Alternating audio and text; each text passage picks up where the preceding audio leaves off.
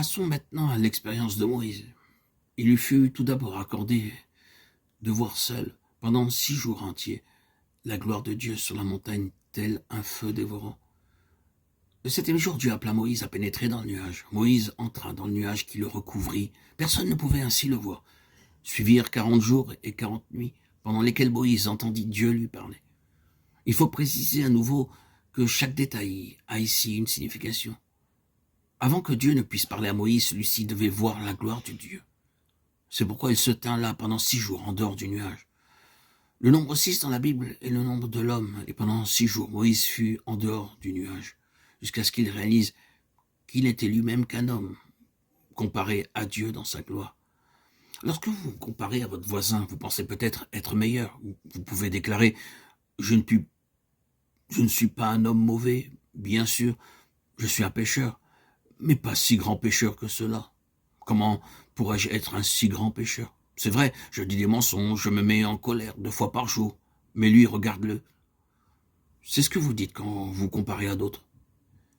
Maintenant, Dieu révèle à Moïse qui il était.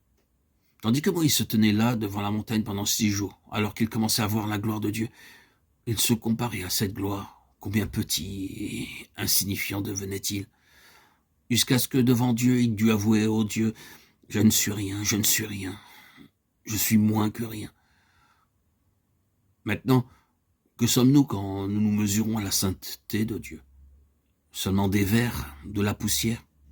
Ainsi, pour humilier Moïse, Dieu le fit tenir pendant 6 jours en présence de cette gloire, avant qu'il n'entrât dans le nuage.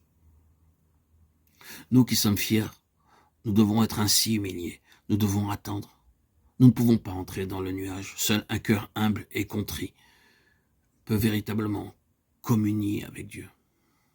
Et alors vinrent les 40 jours seuls avec Dieu. Le nombre 40 dans la Bible est celui de la mise à l'épreuve et du jugement. Notre Seigneur lui-même fut mis à l'épreuve par le diable pendant 40 jours. Aussi le nombre 40 parle de la mise à l'épreuve pour éprouver chaque homme. Avant d'être le porte-parole, le serviteur de Dieu, Moïse devait traverser chaque épreuve. Ceci est aussi un ordre de Dieu. Ceux qui veulent devenir serviteurs de Dieu doivent passer par chaque épreuve. Ils doivent apprendre l'expérience d'être seuls, coupés de leurs proches et de ceux qui leur sont chers. Ils doivent apprendre la faim et la déception et la perte de toute chose. Ils doivent apprendre ce que veut dire être seul avec Dieu. Certains pensent qu'il suffit d'aller dans une école biblique pendant 3 ans en y apprenant l'hébreu, le grec et la philosophie. Mais ce n'est pas par la connaissance intellectuelle que l'on devient serviteur de Dieu.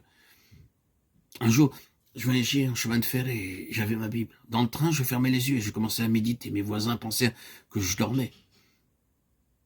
L'un d'entre eux dit à l'autre, « Cet homme ressemble à un père ou à un missionnaire. » L'autre dit, « Ce n'est pas un père, il ne ressemble pas à un père, cela doit être un prédicateur. » Alors le premier répliqua, « Il ne peut pas être un père, cela se voit à ses habits, qu'il ne peut pas être un père. » L'autre lui dit, « Alors il doit être un père de 3e classe. » C'est un fait admis, des personnes pensent que la possession de diplômes universitaires permet de devenir père de 2e classe, puis de 1re classe, en un mot, de meilleurs serviteurs de Dieu. Ce n'est ni par des diplômes, ni par l'éducation, ni par le rang social que vous devenez serviteur de Dieu. C'est en apprenant à souffrir à l'école du Seigneur Jésus-Christ. Souvenez-vous que pendant 40 jours et 40 nuits, le serviteur de Dieu, Moïse, dut être seul sur la montagne avec Dieu.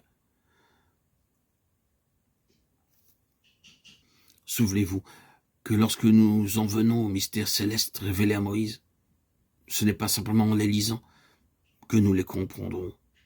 Mais lorsque nous sommes préparés à traverser la souffrance, l'épreuve, la tribulation pour l'honneur du Seigneur, alors Dieu nous révélera ces choses d'une façon simple. Ces mystères célestes n'ont aucune signification pour ceux qui ne sont pas préparés à souffrir. Seuls ceux qui acceptent de supporter la souffrance comprendront. Dieu nous l'enseignera pas à pas.